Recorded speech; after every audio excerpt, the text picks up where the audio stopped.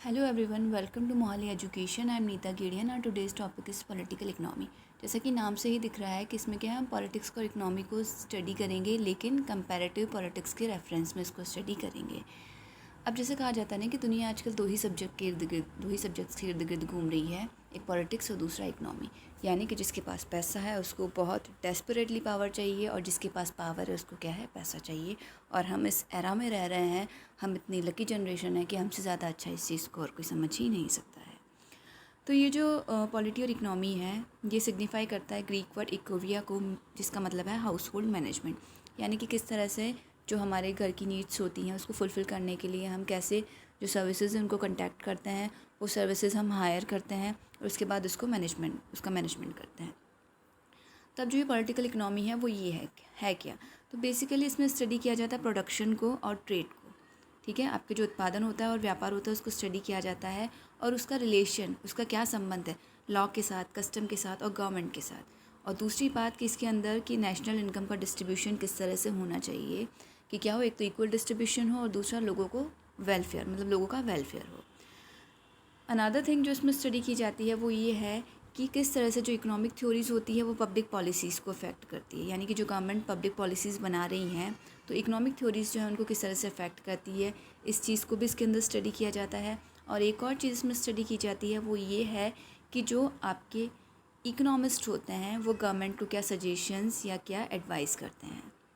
जो certain proposals होते हैं जो पॉलिटिशियंस क्रिएट करते हैं, तो उनमें ये जो इकोनॉमिस्ट क्या सजेशन देते हैं, इस चीज़ को भी इसके अंदर स्टडी किया जाता है। अब कंपैरेटिव पॉलिटिक्स के रेफरेंस में हम देखते हैं तो उसमें क्या है, इसके अंदर स्टडी किया जाता है स्टेट, मार्केट और सोसाइटी। यानी कि जो स्टेट है उसमें जो मार्केट है, और सोसाइटी जहाँ से डिमांड आ रही है आपकी और सप्लाई हो रही है जहाँ पे, तो किस तरह से वो आपस में इंटरेक्ट करते हैं, किस तरह से रिएक्ट करते हैं, क्या बिहेवियर होता है उनका। दो लेवल पे इनको स्टडी किया जाता है, नेशनल लेवल पे और इंटरनेशनल लेवल पे। ठीक है, और इसके अंदर ये लोग क्या यूज़ करते हैं, मॉडर्न एनालिटिकल टूल्स यूज़ करते हैं और मैथडोलॉजीज़ यूज़ करते हैं इसकी स्टडी करने के लिए। अब ये जो पॉलिटिकल इकनॉमिक है वो क्या है, दो सेक्शंस में डिवाइड हो जाती हैं। First is classical political economy and another one is modern political economy.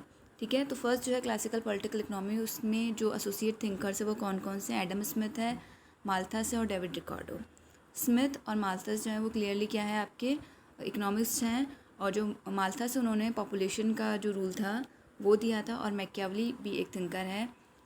ठीक है, तो ये सारे जो चारों थिंकर ये इनसे एसोसिएट है। तो अगर क्वेश्चन आता है कि क्लासिकल पॉलिटिकल इकनॉमी में कौन कौन से एसोसिएट थिंकर्स हैं, तो आपके मोटे मोटे तौर पर या मेजर लेवल पे ये चार थिंकर्स इनसे एसोसिएट हैं। अब एक और इसमें आ जाता है मार्क्स। तो मार्क्स क्या है कि वो जो एडम स्मिथ और रिकार्डो ने जो थ्योरीज दी थी उन्होंने आगे उन्हीं को बढ़ाया है, मीन्स ये उन्हीं के सक्सेसर है। ठीक है, तो इनकी थ्योरी हमें पता ही है कि किस तरह से उन्होंने थ्योरी दी थी, किनके रिगार्डिंग, कि कैपिटलिस्ट और लेबर जो है उनके बीच में क्या होता है, कैसा रिलेशन होता है, और आगे किस तरह से होता है कि है ना, जो लेबर है वो क्या करता है, रिवॉल्ट करता है किसके अगेंस्ट, कैपिटलिस्ट के अगेंस्ट। एज की सारे के सारे राइट्स कैपिटलिस्ट को ही दिए हुए हैं, जो पूंजीपति वर्ग है उसी के पास सारे के सारे राइट्स हैं। और जो लेबर वर्ग है, मीन शोषक वर्ग जिसे कहते हैं, तो उनके पास क्या है, कोई ज़्यादा राइट्स नहीं है। फिर वो रिवॉल्ट करते हैं और लास्ट में जाकर के क्या होता है, सोशलिज्म जो है, वहाँ तक ये राज्य विहीन या वर्ग विहीन समाज की स्थापना हो जाती है एक तरीके से। तो ये पूरी थ्योरी मार्क्स ने दी थी, इसको हम एक अलग से सेपरेट लेक्चर में कवर करेंगे, फ़िलहाल के लिए इतना ही। अब जो नेक्स्ट है आपके मॉडर्न पॉलिटिकल इकनॉमी, उसके अंदर कौन कौन से थिंकर एसोसिएट हैं, मेनार्ड कीन्स, मिल्टन फ्रेडमैन और फ्रेडरिक हैक। तो जो मेनार्ड कीन्स थे उन्होंने क्या थ्योरी दी थी, उन्होंने सिंपल सी थ्योरी दी थी कि जब इकोनॉमिक डाउन टर्न हो उस टाइम पे क्या, गवर्नमेंट को जो डिमांड होती है उसको प्रोत्साहन देना चाहिए, उसको स्टिमुलेट करना चाहिए। मीन्स कि जब इकोनॉमिक डाउन टर्न चल रहा है तो गवर्नमेंट ऐसी पॉलिसीज़ बनाए कि जिससे क्या हो, डिमांड रेस हो। तो उससे क्या होगा, अपने आप ही जो कि मतलब कि जो डाउन टर्न्स हो रहे हैं वो अपने आप ही क्या हो जाएंगे, कवर हो जाएंगे। नेक्स्ट आपके थिंकर है वो मिल्टन फ्रेडमैन है। अब इन्होंने एक तो इनको मतलब इनका वर्क जो है उसको बहुत इंपॉर्टेंट वर्क है कि अमेरिकन इकोनॉमिक एसोसिएशंस में जो इनका ऑनर्ड वर्क है उसके बेस पे इनको क्या है, ये मेडल मिला था 1951 में, और नोबेल प्राइज़ मिला है इनको 1976 में, कि उन्होंने थ्योरी कौन सी दी थी, थ्योरी ऑफ कंजप्शन फंक्शंस। यानी कि जो आपके कंजप्शन और सेविंग के डिसीजंस होते हैं वो किससे मतलब अफेक्टेड होते हैं, किससे इम्पैक्ट होते हैं, ग्रेटली इम्पैक्टेड होते हैं कि इनकम में चेंजेस से। सपोज़ अगर आज हमारी इनकम ज़्यादा है तो ऑब्वियस सी बात है कि हम खर्चे भी ज़्यादा करेंगे और हमारी सेविंग्स भी ज़्यादा हो सकती है। और अगर वही इनकम कम है तो क्या होगा, आप खर्च भी कम करोगे और सेविंग्स भी कम हो जाएंगी, सेविंग्स भी ऑटोमेटिकली कम हो जाएंगी। बहुत सिंपल सी थ्योरी है, कोई टफ नहीं है। नेक्स्ट उन्होंने एक जो दिया है वो थ्योरी है मॉनेटरिज्म की है। इसमें उन्होंने क्या बोला है कि जो मनी सप्लाई होता है, चाहे वो शॉर्ट टर्म के लिए हो चाहे लॉन्ग टर्म के लिए हो, वो क्या है, प्राइस लेवल को बहुत ज़्यादा इफेक्ट करता है। ये भी सिंपल सी थ्योरी है, कोई कंफ्यूज होने वाली चीज़ नहीं है। देखते जाइए, स्क्रीनशॉट लेते जाइए, समझते जाइए। नेक्स्ट आपके थिंकर है हैक। तो इन्होंने क्या है, इन्होंने ये बताया है, इन्होंने ये थ्योरी दी है कि जो चेंजिंग प्राइस होते हैं उससे लोगों के क्या है, आने वाले प्लान्स अफेक्ट होते हैं। सिंपल सा एग्जांपल मैं दूँ, सपोज़ मिंत्रा में हम अपने प्रोडक्ट शॉर्ट लिस्ट करके रखते हैं, बाद में जैसे ही सेल स्टार्ट होती है या उनकी प्राइस कम होती है तो हम क्या कर देते हैं, उनको ऑर्डर कर देते हैं। सिंपल सा एग्जांपल है। तो मीन्स जो चेंजिंग प्राइजेस होते हैं वो हमारे जो प्लान्स होते हैं उनको डिटरमाइन करते हैं। ठीक है, इनको भी नोबेल प्राइज़ मिला था। एक जो पॉलिटिकल थिंकर्स है आपके मॉडर्न थिंकर्स जो है, उसी में आपके यूरोपियन सोशलिज्म को भी, थिंकर्स को भी रखा जाता है। तो अब वो आपके कौन कौन से हैं, तो ये है Henry they sent Simon, Charles Fourier और एंटोनी कैबेट और रॉबर्ट ओवन। ये भी क्या है, आपके यूटोपियन सोशलिज्म के मॉडर्न थिंकर्स में ही इनको रखा जाता है। लेकिन उन्होंने कैसी थ्योरीज़ दी है, उन्होंने इमेजिनेटिव थ्योरीज़ दी है। वेलफेयर स्टेट ऐसा होना चाहिए, ऐसा होना चाहिए। और एक चीज़ है कि हाँ, स्टेट इंटरफेरेंस करे। जो क्लासिकल इकोनॉमिक्स थे उन्होंने क्लियरली बोला था कि कोई इंटरफेरेंस नहीं होना चाहिए, लेज़र फेयर की उन्होंने पॉलिसी दी थी। लेकिन ये क्या बोल रहे हैं कि नहीं जी, स्टेट का इंटरफेरेंस होना चाहिए। अब एक और चीज़ है जो पॉलिटिकल इकोनॉमी में स्टडी की जाती है, वो है गेम थ्योरी। कई बार क्वेश्चन आया हुआ है गेम थ्योरी पे, तो इसको अच्छे से देख लीजिए कि इसमें उन्होंने क्या बोला है कि ग्रुप्स को आपस में कम्पीट करने दो, वो यूज़ करें अपने रिसोर्सेज, पावर को, पॉलिसीज़ को जैसे भी यूज़ करें, और क्या है, अपने रिजल्ट्स को बेनिफिट मतलब ऐसे मतलब जो उनके लिए मोस्ट बेनिफिशियल हो, ऐसे रिजल्ट्स वो ऑक्यूपाई करें। ठीक है, तो उन्होंने क्या किया है कि मतलब वो अपनी जो भी गोल्स हैं उनको, या जो डिज़ायर्ड गोल्स हैं उनको अचीव करें। ठीक है, और उसके लिए वो आपस में कम्पीट करें और जो सोर्सेज जितने भी अवेलेबल हैं उनको यूज़ करें, पॉलिसीज़, पावर वगैरह सबको यूज़ करके क्या है, अपने गोल्स को अचीव करें। Means game theory in short इतना ही है। अब जो है ये the study of political economy focus on 3 major areas. अब जो ये आपका पॉलिटिकल इकोनॉमी है वो 3 मेजर एरियाज़ पे फोकस करता है। कौन कौन से हैं ये देख लेते हैं। फर्स्ट है इंटरडिसिप्लिनरी। तो इसमें क्या है, इकोनॉमिक, सोशोलॉजी और पॉलिटिकल साइंस। ठीक है, आपस में ये किस तरह से एक दूसरे को इन्फ्लुएंस करते हैं और किस तरह से ये तीनों मिलकर के एनवायरनमेंट को इफ़ेक्ट करते हैं, इस चीज़ को इसके अंदर स्टडी किया जाता है। एक तो आपस में एक दूसरे को इफ़ेक्ट करना, क्या प्रभाव डाल रहे हैं एक दूसरे के ऊपर, और दूसरी बात कि एनवायरनमेंट को किस तरह से ये लोग इफ़ेक्ट कर रहे हैं। ठीक है, देखते जाइए, स्क्रीनशॉट लेते जाइए, पढ़ते जाइए। नेक्स्ट चीज़ है न्यू पॉलिटिकल इकोनॉमी। अब इसमें क्या पढ़ा जाता है, the new political economy area treats economic policy as a belief और action that must be further discussed. इसमें क्या बोल रहे हैं कि ये जो इकोनॉमिक पॉलिसीज़ होती हैं, ठीक है, उनको क्या है, डिस्कस किया जाना है, एनालिसिस किया जाना चाहिए। बस ऐसे नहीं कि आपने बस ये थ्योरीज देख ली, कर ली, हाँ जी ये ऐसे नहीं, इसको प्रॉपर्ली डिस्कस किया जाना चाहिए। जिस भी फ्रेमवर्क में इसको ढाला जाना है उसको ढाला जाना चाहिए, उसको एनालिसिस किया जाना चाहिए और बाद में उनको यूज़ भी किया जाना चाहिए। अब तीसरी चीज़ है कि इंटरनेशनल पॉलिटिकल इकोनॉमी। तो इसमें क्लियरली क्या किया जाता है, ये स्टडी करता है, इसको ग्लोबल पॉलिटिकल इकोनॉमी भी कहते हैं। एज ए इंटरनेशनल लेवल पे जो पॉलिटिकल इकोनॉमी है उसकी बात हो रही है। तो इसमें रिलेशनशिप किसके बीच में, इकोनॉमिक्स और इंटरनेशनल पॉलिसीज़ के बीच में जो रिलेशन है उनको स्टडी किया जाता है। दूसरा, इसमें इकोनॉमिक, सोशोलॉजी और पॉलिटिकल साइंस से के जो भी आइडियाज़ है उनको यूज़ किया जाता है, और ये फोकस करता है किस तरह से स्टेट और इंस्टीट्यूशन किस तरह से ग्लोबल इकोनॉमी के साथ इंटरैक्ट करते हैं और किस तरह से ग्लोबल इकोनॉमी को शेप करते हैं या बनाते हैं, उस सारी चीज़ों को इसके अंदर स्टडी किया जाता है। नेक्स्ट देखिए, ये आपको दिया जा रहा है, दोनों लेवल पे है कि इंटरनेशनल इकोनॉमी क्या है और नेशनल इकोनॉमी क्या है। तो इंटरनेशनल इकोनॉमी में क्या होता है कि जितने भी इंटरनेशनल और सॉवरेन स्टेट्स हैं वो आपस में किस तरह से एक दूसरे के साथ इंटरैक्ट कर रहे हैं, क्या रिलेशंस बना रहे हैं एक दूसरे के साथ में, उस चीज़ को स्टडी करते हैं।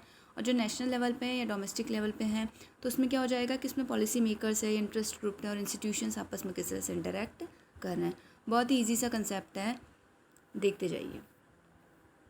अब जो पॉलिटिकल इकोनॉमिक बिहेवियर है वो क्या है, तो political economist are very interested in gains and losses incurred with the implementation of a certain policy capital and labour are use to influence political process and gain benefits. The political behaviour in an economic is shaped by, कि अब जो आपका political behaviour होता है economy में, कौन कौन सी चीज़ों से प्रभावित होता है, कौन कौन सी चीज़ें उनको शेप करती है, ठीक है, किस तरह से जो ये इन्फ्लुएंस करते हैं पॉलिटिकल प्रोसेस को भी और उससे बेनिफिट्स भी एक्सट्रैक्ट करते हैं।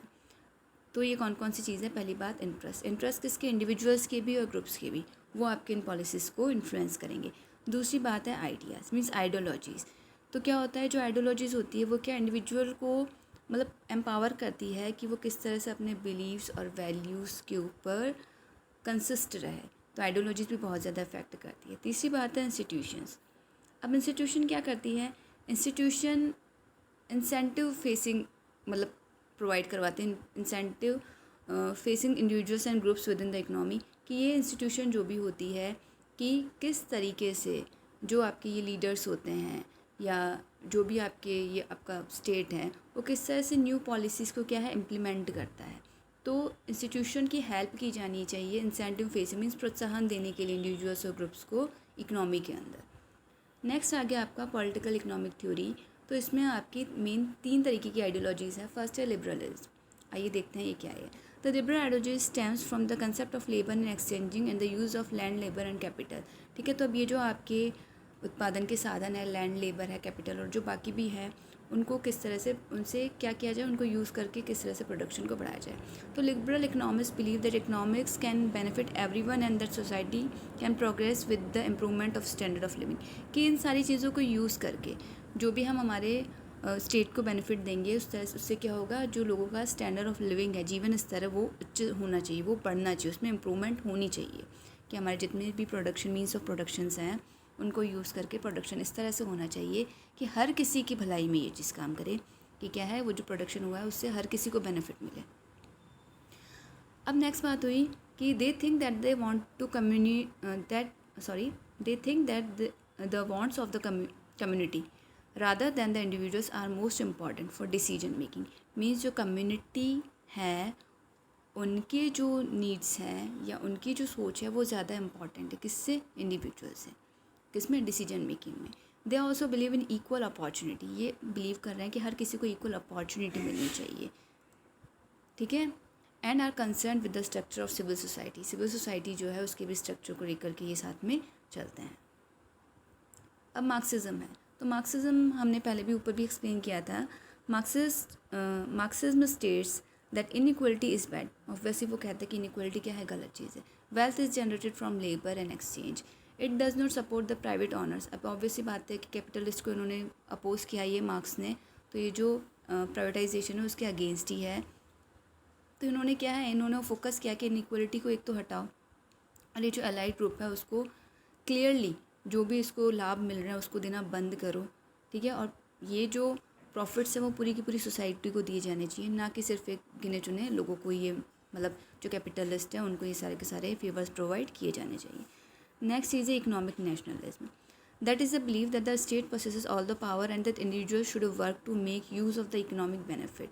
The ideology states that the government should control all resources and that individuals are ignorant and cannot create a cohesive society without a strong state. Means कि इसमें क्लियरली क्या कह रहे हैं कि नेशनलिज्म होना चाहिए इकोनॉमिक का। मीन्स जो स्टेट है वो ही कंट्रोल करे सारे के सारे रिसोर्सेज को, ठीक है। और उसी से क्या होगा कि स्ट्रॉन्ग स्टेट बनेगा। ऐसे जब सारी चीज़ें स्टेट के कंट्रोल में ही है तो वैसे वो लोगों के वेलफेयर में उसको यूज़ करेगा, तो जो इक्वल डिस्ट्रीब्यूशन है वो होगा। तो जो रिसोर्सेज कुछ लोगों के हाथ में इकट्ठे होते हैं वो ना होकर के पूरी सोसाइटी के बेनिफिट में यूज़ होंगे। तब कंक्लूजन क्या निकलता है, कंक्लूजन ये है कि इसमें क्या है, इसमें एक ऐसी कंसेप्ट, ऐसा थ्योरी है, ऐसी आइडियोलॉजीज़ को स्टडी किया जाता है कि जिसमें क्या हो कि मैनेजमेंट हो सारा का सारा पॉलिटिकल और इकोनॉमिक लेवल पे, इस तरह से मैनेजमेंट हो कि हर किसी को फ़ायदा पहुँचे, ठीक है। कंट्री को भी नेशनल लेवल पे भी हो, डोमेस्टिक लेवल पे भी हो, इंटरनेशनल लेवल पे भी क्या हो, हर किसी को फ़ायदा पहुँचे। अब लास्ट इसमें जो क्वेश्चन आता है ये मैंने बुक्स का एक अलग से ही बना दिया था, मैंने ये ड्राफ्ट एक अलग से ही मैंने बना दिया था बुक्स का। एज स्टूडेंट्स कहते हैं कि बुक्स अलग से ही हो तो ज़्यादा बढ़िया है, तो आइए देख लेते हैं कौन कौन से बुक्स हैं। एडम स्मिथ है की जो बुक है वो inquiry into the nature and causes of wealth of nations, इसको वेल्थ ऑफ नेशंस भी कहा जाता है अकेले। रिकार्डो की है principles of political economy and taxation. Karl Marx की दास कैपिटल और critique of political economy. Lenin की imperialism the last stage of capitalism. Paul स्वरेज की है development of political economy, the theory of capital development. Ernest Mandel की है Marxist economic theory. सेमिरामिन की है accumulation on a world scale. Emmanuel Wallerstein की है द मॉडर्न वर्ल्ड सिस्टम। और गुनार मेडल की है Asian drama and inquiry into the polity of nations. तो ठीक है, यहीं पे आपका ये टॉपिक ख़त्म होता है। आई होप आपको समझ में आ गया होगा। ये जो मैटर है मैंने बहुत काफ़ी जगह से इकट्ठा किया, काफ़ी बुक्स वगैरह पढ़ करके मैंने इसको उठाया है। तो आई होप ये आपको ज़रूर बेनिफिट करेगा। इसको एक बार देख लीजिएगा अच्छे से, स्क्रीनशॉट लीजिए, अपने ड्राफ्ट तैयार कीजिए, अपने नोट्स तैयार कीजिए, इसको पढ़ लिए। बहुत ईजी सा कंसेप्ट है, क्वेश्चंस काफ़ी आते हैं इसके अंदर से, तो पढ़ते रहिए। ऐसा नहीं कि एग्ज़ाम पोस्टपोन हो गया तब स्टडी छोड़ दें, एटलीस्ट 1-2 टॉपिक्स तो डेली आपकी होने ही चाहिए। Okay, so thank you so much for watching this video and don't forget to like and subscribe my channel. Thank you so much.